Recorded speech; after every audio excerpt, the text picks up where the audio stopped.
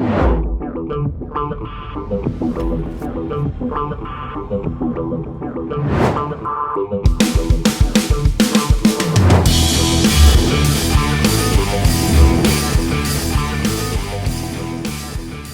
what's up? Welcome back to toddfalcone.com.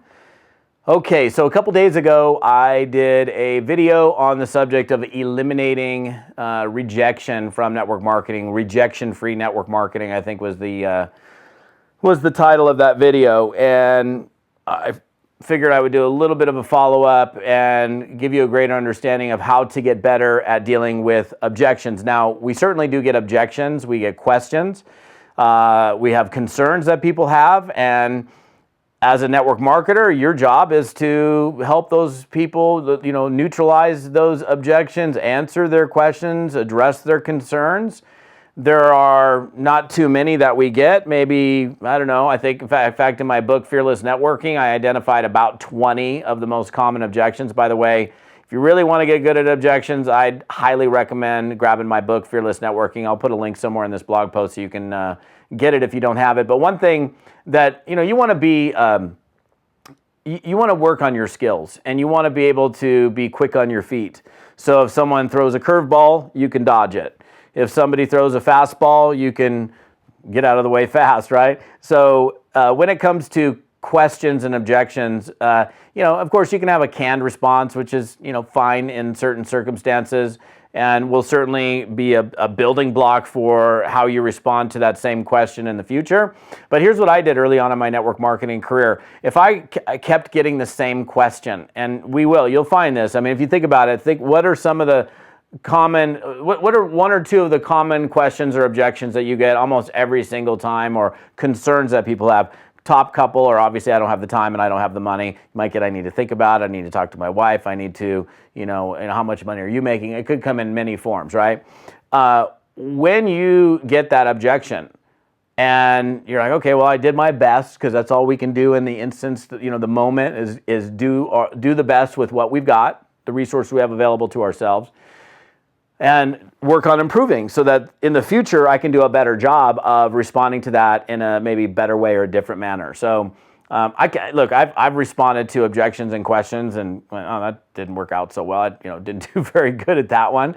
So how can I improve that? Well, one thing that I would suggest doing is write down the objection, or the question, and go to someone who might have more experience than you.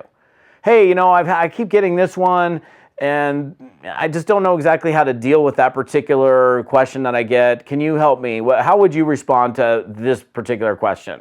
And go bounce it off a few people that are in your upline or that in the profession, or send an email to toddfalcone.com and maybe I'll answer it for you. So I think that, when you can go to someone in anything that has more experience than you do, that's done it 15,000 more times than you have, then they're likely going to have a better response. And I think what I've found is that when you ask, it's amazing you get.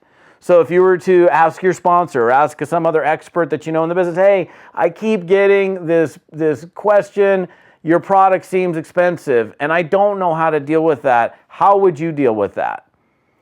And you write it down, you write the answer down. The next time you get it, you do your best to address it. And then the more exposure, of course, the more times that you get the question, the more times you're going to be responding. The more fluid you'll be, and you won't have to say the exact same thing every single time, although there might be objections or questions that you get where the same answer is good in almost every circumstance. But what we've got to do in the prospecting process, if you have an interest, if you have someone that is expressing questions or concerns, that to me is a person who's interested. They just have questions or concerns. It's not a bad thing. In fact, I prefer to have people have objections or questions, because I know I've got a lively prospect with me who is interested, who's concerned, who wants to have those concerns or questions answered. And so one of the best things that I found, again, is write down the question or objection, go find an expert, and see if you can find a better answer. Simple stuff, my friends. That's it for today.